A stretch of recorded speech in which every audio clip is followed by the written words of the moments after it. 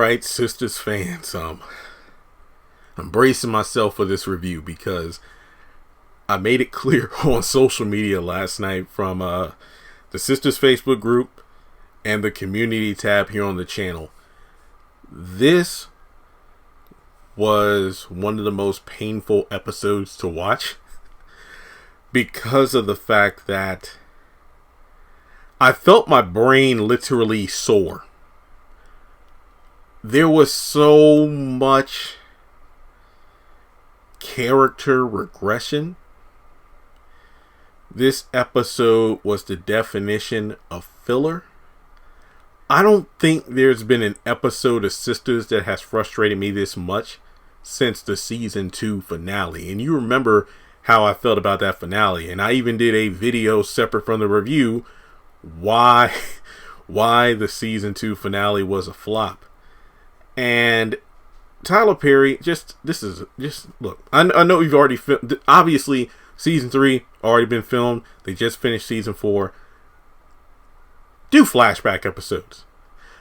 This episode would have worked completely fine if it was just a flashback episode, where it was an episode where characters would talk and we would have scenes from previous episodes of, oh, I've been through a lot with Gary, he has a crazy ass wife, or Sabrina thinking about Calvin, Preston thinking about the conversation he had with Danny about space.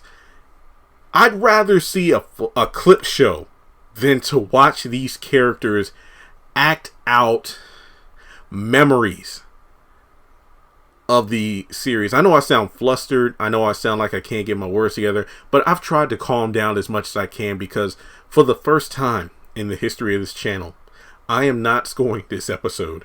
I am going to score this episode if I had to. It would just be a 0 out of 10 because this did nothing to advance the story.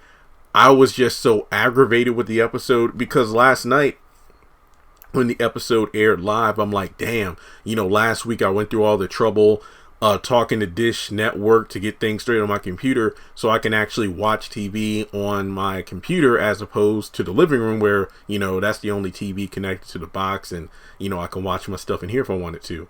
But I'm like, no, I recorded 10 videos yesterday from House of Pain, Assisted Living, The Oval. Let me go ahead, get those uploaded. I'll be up because I took a nap. Let me watch Sistas later tonight when it's uploaded online.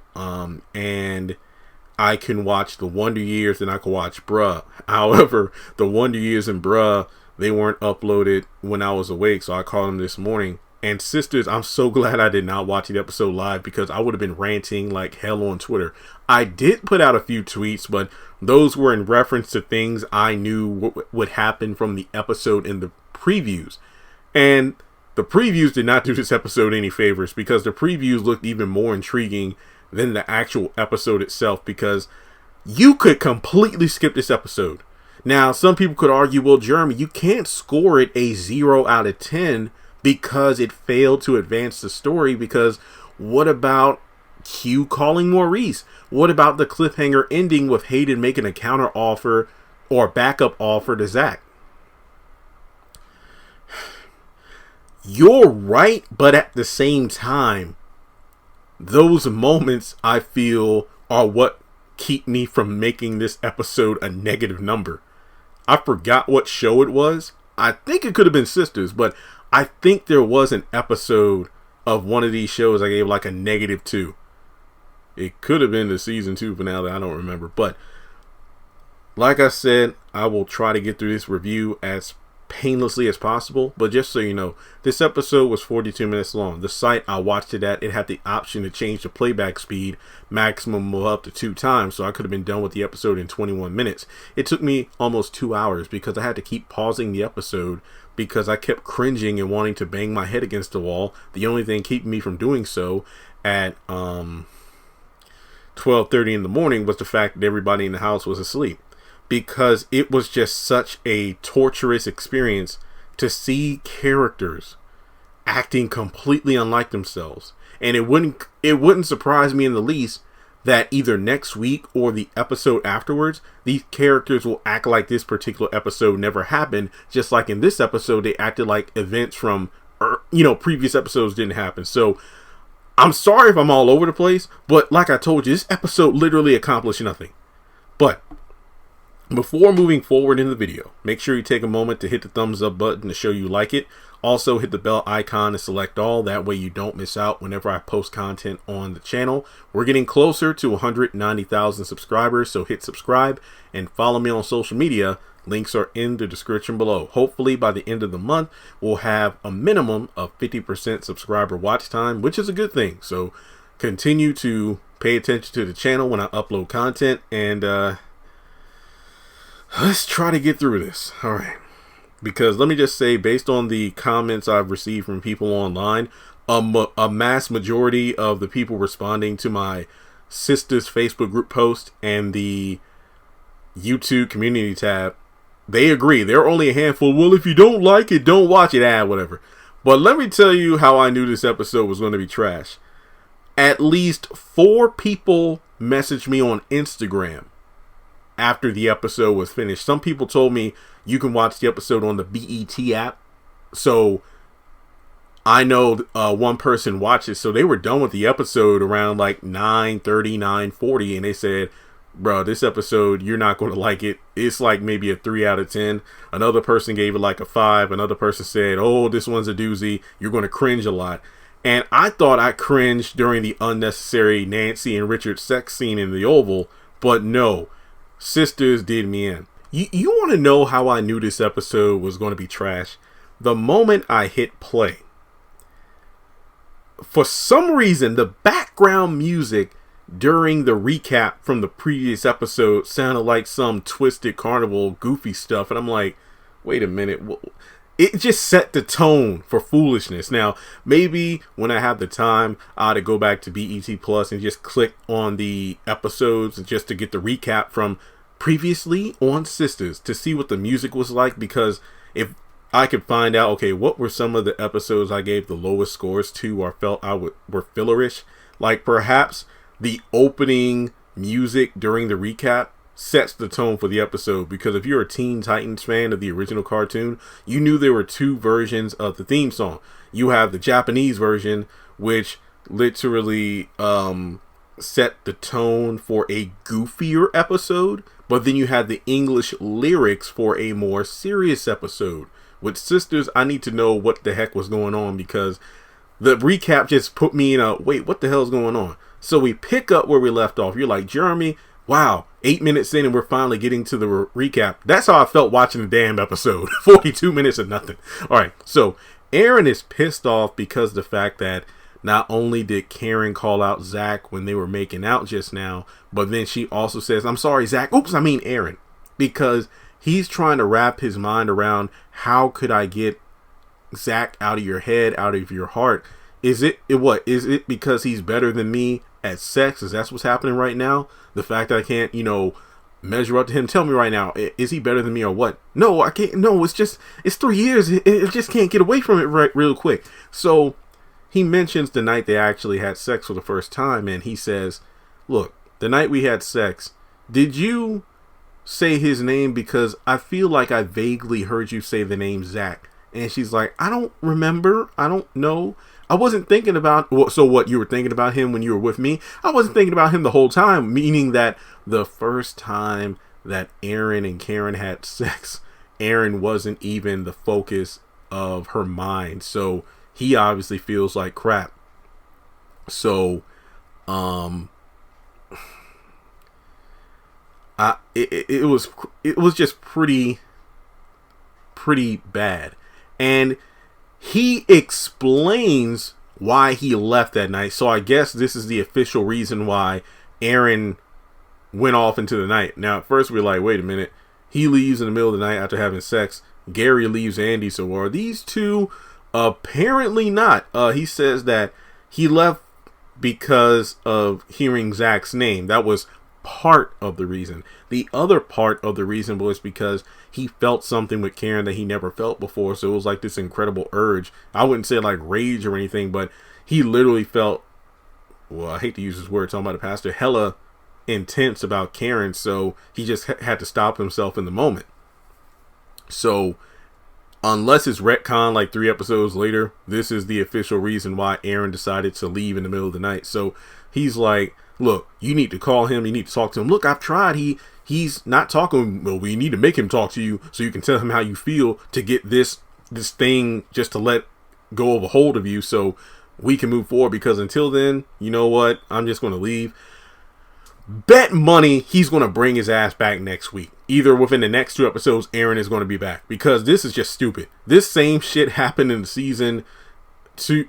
Well, not the season 2 finale, but close to it. Basically, you know, when Aaron caught Karen and Zach in the salon having sex, and then he's waiting for her outside in the chair so they can both talk for a little bit. It's like, look, you obviously don't know what you want. I'll give you all the space you need. But then within 2 episodes later, I think it was the season 3 premiere, he comes over to her place drunk and gets naked because, oh, I just wanted you to prove I'm better than him. No. So look, Aaron, don't say you're gone if you're just going to come right back, because in the preview for Sistas next week, Gary comes back after saying, hey, I'm leaving and I'm not coming back. But we'll get to that soon enough. So he leaves and Karen is pissed off. So from there, it's the next morning. Preston is getting ready to go to work. He tells Danny, look, you better get up and go to work to yourself. But Danny wants morning sex, but he's like, no, I got a long drive and I can't be waiting, keep the cows waiting.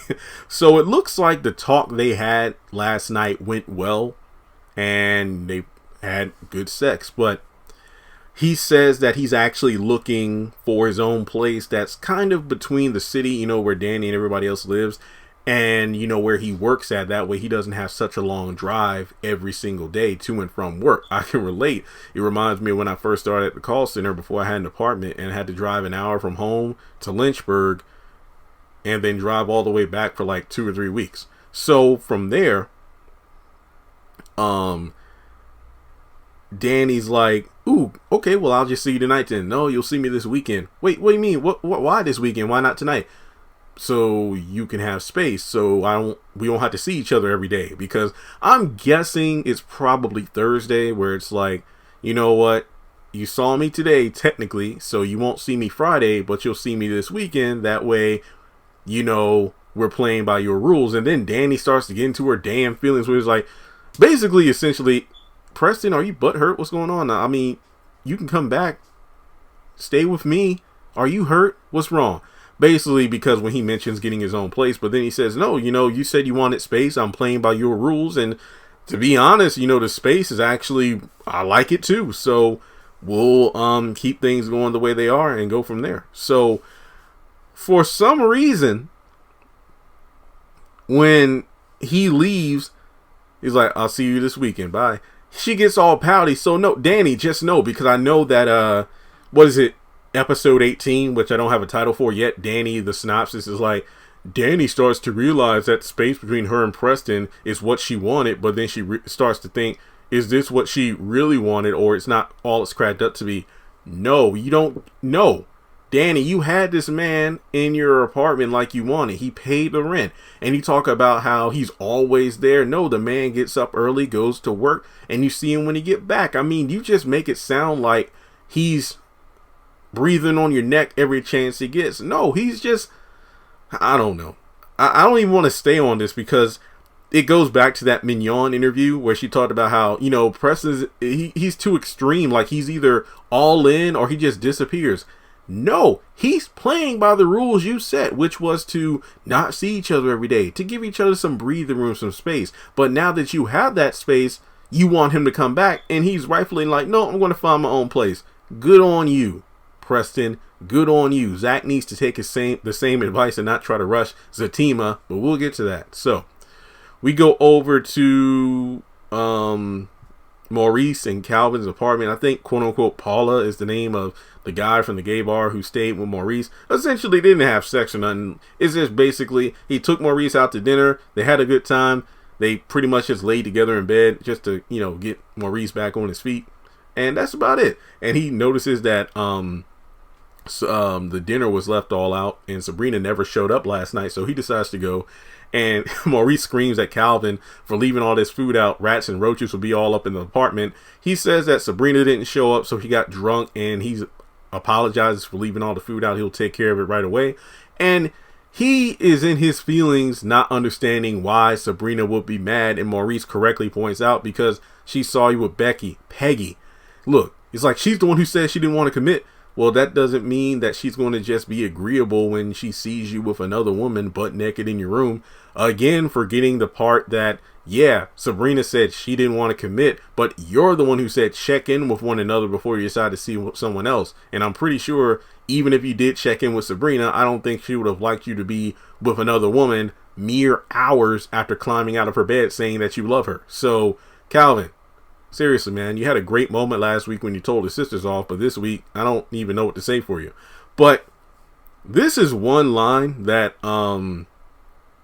has gotten a bit of controversy. Well, I don't know if I would say controversy, but a bit of people raising their eyebrows towards Calvin's sexuality, which is a kind of a moot point at this point in the series. But, and I quote,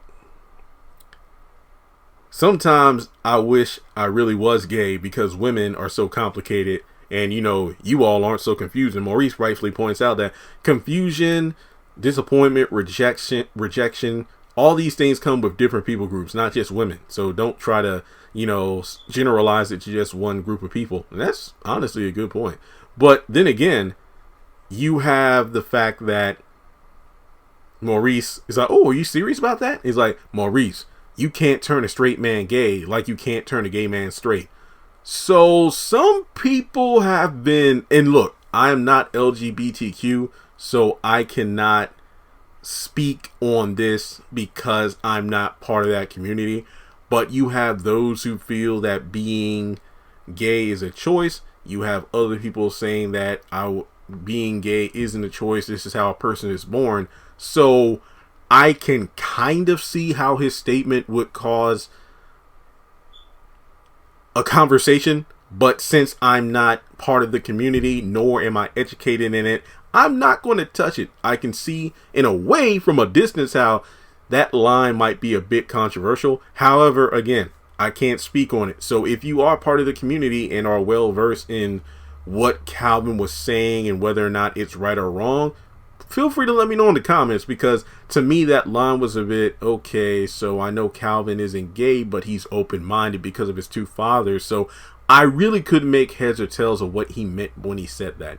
I'm sorry for any ignorance, but I think I made it clear that I'm not going to speak on something that I'm not a part of. That's like me talking about how something in a particular scene could have been racist towards a white person. I'm not white, so I can't speak on it. Do you see what I mean there? But basically, just like so many scenes of this episode, it was long, drawn out, and didn't need to be. And I did like when Calvin was like, "I gotta go to work." "Where you work at, Calvin? I ain't never see you do it. Where you work at? Don't let me find out you've been selling booty." But I think in season 1 that he said he either owned or he works for a construction company or something like that. I could be wrong, but that was like in episode 2 or 3, so Tyler Perry could have retconned it. But either way, he said he's going to work, and I'm like, I hope you change clothes, because Maurice said you're literally wearing what you wore yesterday because he got drunk and passed out. So let's move on to the next scene. Pam points out to Karen that as soon as she gets to the salon, "Hey, you got a customer." And I'm like, well, thank God that Karen got somebody in the chair. She actually goes to the office, to put her things away, and leaves a voice message for Zach, basically saying, "Hey, we need to talk. This isn't like me to blow up your phone if it wasn't important. So come on, talk to me, Zach." And Pam actually eavesdropped it. So as soon as Karen comes out, it's like, "Ooh, did you leave a message for Zach?"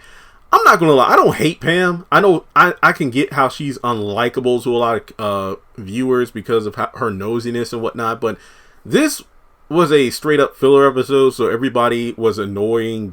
It's like everybody's worst character traits were dialed up to 10 in this episode, except for Andy, actually, but I think I'll get to that a little bit later.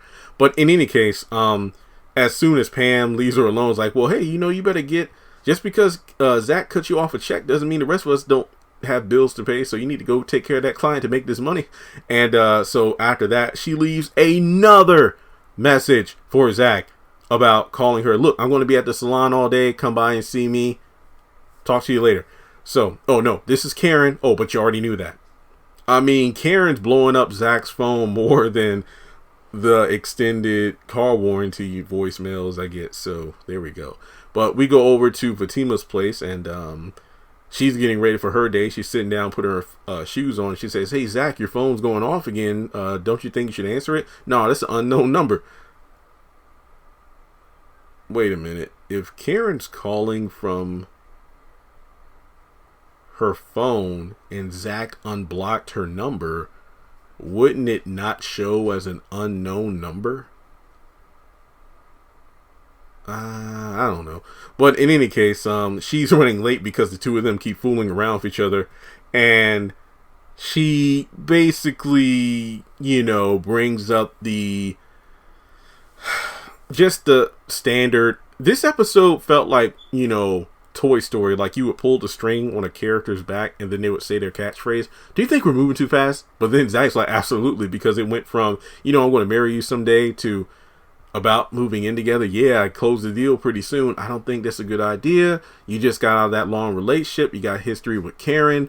And you just had sex over 2. Yeah, but I was angry, confused, and frustrated. So what are you going to do when you get angry, confused, and frustrated again? I want to come home and take it out on you." I ain't going to lie, that was pretty damn funny. But this was a cute moment. But yet again, this scene really didn't do much of anything, Zach was like, "You're the only one around here who's talking about and thinking about Karen when I'm just trying to move forward with you. And you know what? How about when you ran over my bike, you still owe me?" "Well, I think I paid you already." "Well, when you talk about paying me?" Look, these two are literally a couple. I don't care what Fatima says. It's like basically the payback was the sex. So I thought that was hilarious. So from there, the plane, the jet, the car. So I guess, he must be talking about how he's going to advance as he gets wealthier, which is cool to see Zach with that newfound confidence. And even Fatima tells him about it. But she just makes the point of, don't you think it's too soon to go from one relationship into another? And I think the same could be said about Aaron just trying to marry Karen, even though you just got a divorce and your ex-wife killed herself in front of Karen. So yeah, but there's really nothing else to say about the scene. She has to go to work, but I love how the term thick was brought up, because I was looking at Fatima and what she was wearing, like, damn. Like in the Oval, I was looking at how fine Lily was in that pink dress. Just amazing. But then you look at Fatima and she's thick in all the right ways. And I'm like, Zach, come on now. Treat her right. So we go over to the bank. Maurice arrives at work with Sabrina. And this was a pretty okay scene, at least for the first part, because they're rightfully checking in with each other. Look, are you okay? Just being here. Are you nervous that he's going to come back? This was real. This was real talk. But then we shift gears over to Calvin and the fact that, he asked, like, so what was that dinner about? Because Calvin, I didn't like the way he told me to come to dinner. He didn't ask me to come. It sounded like I was a dog. And, I don't know why I'm feeling this way, but I think I'm jealous because it's unlike me to be this way. Usually when a guy is like not into me, I kind of just say, okay, and just move on. But with him, I don't know. Maurice accuses her of being in love, but she rightfully says just because you're jealous doesn't mean you're in love with somebody. And that's pretty much it, Not too much, not too little. So from there, Karen finishes up with her customer, and she calls, oh Lord, here we go. She calls Andy and asks if Fatima's at the office. And Andy is telling Karen what she told Fatima. You know what? I don't want to be in the middle of this anymore. Look. And then, what? She works for you. She's not just somebody who works for me. So I like how Andy did what we were mad at her for last week, which was underplaying her friendship with Fatima. She's not just somebody who works for me. She saved my life. She saved me. She had my back when this firm was trying to screw me over. She helped me get a $1.2 million settlement. And then Karen all of a sudden had the nerve to say, oh, I get it. So we've been best friends since college, but I see now your loyalty can be bought. And I'm like, what? I know you just...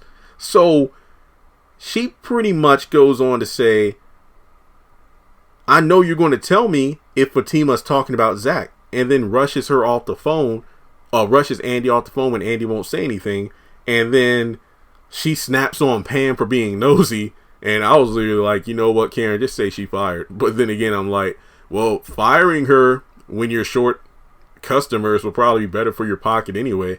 But that's the end of that. And I'm just sitting here like, so at the end of season 2, leading into season 3, you were pissed off that Zach didn't talk about you to the new woman he was getting to know. Now you're mad at Andy for not telling you if Fatima is talking about Zach, I guess, to Andy at the office. Make it make sense, Tyler. I'm not even going to say make it make sense, Jesus, because Tyler Perry is the one who's writing all this stuff, because I'm going to do maybe a separate video where I talk about what's the important thing that Karen wants to talk to Zach about. The obvious answer would be, or the big shocking answer is, Karen's pregnant. But nothing we've seen from Karen has shown that she's pregnant. And I don't mean her showing, but her wanting to talk to Zach because she's pregnant. Everything we've seen thus far has shown her being unable to accept that Zach has moved on. He's happier than he was when he was with her. And he's moved up in life, financially and confidence-wise. So at this point, she just doesn't want to accept they're over, even though he's made it clear that they're over. And now she's snapping at her best friend, because she goes on to say, and she said this in so many trailers by now, it's like, so this is how you move in after I've had your back through everything. And I'm like, even though I wholeheartedly agree with Karen's personal choice not to stand by Andy's side during the surprise wedding that Gary threw for her, Andy was crying and begging for her best friend to be there during this big moment, and Karen walked out on her. Again, I agree that it was Karen's choice to make that decision. It was within her right, and the likes of Sabrina and Danny were wrong to try to say, Karen, you wrong for leaving Andy like that, and trying to make her apologize. No, Karen had every right to do so. However, you cannot then say, after I've had your back through everything and you're moving like this. No, because you did not have Andy's back when you left her at the altar. Again, you knew Andy was making a mistake, but you did not have her back at that moment. You were looking out for her. You were informing her of what you thought was best. But at the end of the day, like Danny and Fatima were like, look, this is her decision. She's a big girl. She's a woman. She can make her own choices. But Karen, you left her. You left her at back. So you cannot say that I've had your back through everything and then throw a hissy fit because Andy won't tell you if Fatima is talking about Zach at the office. Just okay. So Robin stops by the office with Andy, and yet again, this was just another scene of repetition and, hey, let's reestablish the fact that Robin's into Andy, and let's talk about everything that these two have talked about up to this point. Hey, I'm going back to London tomorrow, so I was just hoping that maybe we can get dinner tonight. She's like, no, because, well, I still love Gary, and I know we're going through something right now, and I know you've read my file, but yeah, he also has a crazy ass ex-wife, but I think we can get through our issues.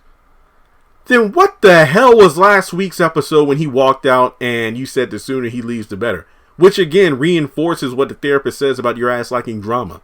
So she still loves Gary. She doesn't accept a dinner invite, but he talks about how the thought of it, dinner, dancing, holding each other, maybe sex would have been great. And, they kind of have a back and forth flirtatious moment. While cute, it just was stale because we've seen this done in better episodes. This episode was just, again, reiterating the fact that Robin likes Andy. Andy still loves Gary. And it's like, I have a fiance. 1, you took off your ring. Gary said once you took it off, the engagement was over. 2, Gary says he has his own place. And he literally said, once I walk through that door, I'm not coming back. 3, you're talking to Robin right now like nothing happened between you and Gary over the past couple of days. What the hell? So I get to my third page of notes. You know, it's interesting for an episode that had nothing in it. I have a lot of notes. So Karen then calls Danny, who quickly calls her out for BS because of how nice she's being. Hey, how you doing, girl? What? You want to know something about Zach, don't you? What do you mean? Just come on, you know you want it. So, she wants to know what Zach in. Yeah, he's here. He has a couple more days and he's done at this job. And basically, Danny just says, look, child, I don't know anything about anything that's going on between Fatima and Zach. All I know is he's happy. What? And she's like, what do you know about the whole Fatima thing? It's like, you know what? Andy won't tell me anything, you know, even though she works for her. It's like, Fatima went to bat for Andy. She's more than just her employee. And then what? Are you team Fatima? No, I'm team black woman. You know, I'm just trying to do my own thing, trying to keep my bills paid. What's going on? And it's funny how okay, let me finish the scene first. So, from there, she is told that, look, girl, he's happy now. He only has a couple days left. He's just... It is best if you just need to let it go and move on, girl. She's like, no, I can't move on until he lets me know. What do you mean? I think he pretty much told you already, you know, in so many words. No, I need him to tell me that we're over when he's not angry, when he's not upset. And I'm like, so are we completely dismissing the conversation you two had in your salon during the mid-season finale after he handed you the check and you both had a mature, respectful departure from one another when he clearly stated that I'm going to go after Fatima with all my heart, and you said, I want to say let's go back to my place and start over, but we've done that so many times that it's not going to work out. Okay, bye, good luck, love you, bye. Okay, so now it's like Karen's acting like none of that's happened, and she's like, Danny, can you help me out? Can you get me down there somewhere like you did before on the plane? I can, but that's not a good idea. I mean, the last time you came down here, you accused him of stealing your credit card, then you put his grandfather's shit on the curb and then got him arrested. This is not a good look, Karen. But she begrudgingly does it anyway, and then Zach comes up and he's again, oh, you look so happy. Yep, only got 2 days left, and well, why are you even here if you said you're going then he's like, you know what, I'm about to leave. What do you mean? You've only been here a couple hours. I only got 2 days left too. I did it out of respect for you because you're the one who got me this job. So it's interesting because didn't he put in his like 2-week notice several episodes ago after he had the huge financial come up? So I guess either a lot of time has passed or his notice was accelerated where it's like, you know what, I'm not working a full 2 weeks, but I'm only going to be here maybe a week. I don't know. But regardless, she is saying that, you know, so what's up with Karen? What, you just talked to her? Yeah, she's been blowing up my phone, but I ain't trying to talk to her. Zach, you really had nothing to say to her? No, I paid my debt, because it sounded like Danny was speaking truth when she was telling Karen about moving on. But in my opinion, I know some people in the comment section of my post were saying, I don't agree, Jeremy, that Danny was trying to get Zach to salvage the relationship, but it's almost as if Danny was trying to say, like, Zach, don't you owe the girl at least one conversation? Zach, you know, he could have said, I've already told her that I'm going after Fatima with all my heart, so I really don't know what she's trying to talk about right now. But she pretty much warns him that, well, Karen's on her way down here right now. Well, that's it. I'm leaving. Wait, what do you mean? Nope. I'm out of here. So then after that, you know, actually he says, you know what, fine. If she wants to talk, then we're doing it on my time. He pretty much pulled a Dave Chappelle's like, look, if the LGBTQ wants to meet with me, you are not going to summon me. You're not going to summon me. It's going to be at a place and time of my choosing. That's literally what Zach did right there. So, because she's on her way, Zach leaves, and he doesn't give a crap. These are his last 2 days. It's hilarious. This is real. You know, when black people turn in their notice, you know, they're like, bump this job. You can't, hey, go ahead, try to fire me. I'm about to leave here anyway. So, from there, it's interesting because of the fact that Danny gets on the phone and calls Karen about the fact that Zach just left. You know, the moment I told him you were on the way, he's gone. So it's like, damn, But then she just leaves. But in the preview for next week, we know she goes down to the airport anyway. I don't know why, but she does. So Fatima finds Hayden in her office, like Andy found him in her office. Again, this scene was so weird. Okay, so did you fix the dent in your rear tire? This was just so weird. But we later find out what the context of this was. And she's like, oh, yeah, that tire. Thanks for asking. Oh, I know somebody that could have fixed it on the low for a low price. No, it's fine, but don't pull this crap again. So Hayden leaves the office and he's like, son of a B. And like, wait, excuse me? Because she runs right into Robin. Oh, I'm not talking about you. I apologize. Oh, well, if it's the SOB that I think you're talking about, don't worry. He's not going to be here too long. So from there, he asked Fatima how he can get Andy to go out with her. And he's like, well, yeah, well, you know, she has a fiance, but is she faithful? Yeah, she's pretty faithful. Well, what do you mean? Oh, nothing. And from there, they say goodbye to each other. And Fatima, of course, checks out Robin as he leaves. But I will say, Fatima's so adorable when she's being mischievous like that. So she goes to tell Andy about the Robin situation and thinks Hayden is possibly listening to her phone calls because the only person that she told about the whole rear tire situation was one of her girlfriends on the phone. So yeah, Fatima has female friends outside of Andy, so she definitely does not need to be part of that sisters group. And she makes the slip up of, oh, then she probably heard the conversation between me and Zach. You shouldn't be using personal calls on the phone. Oh, wait, I'm sorry. Well, yeah, I know you don't abuse it. Okay, but just be careful.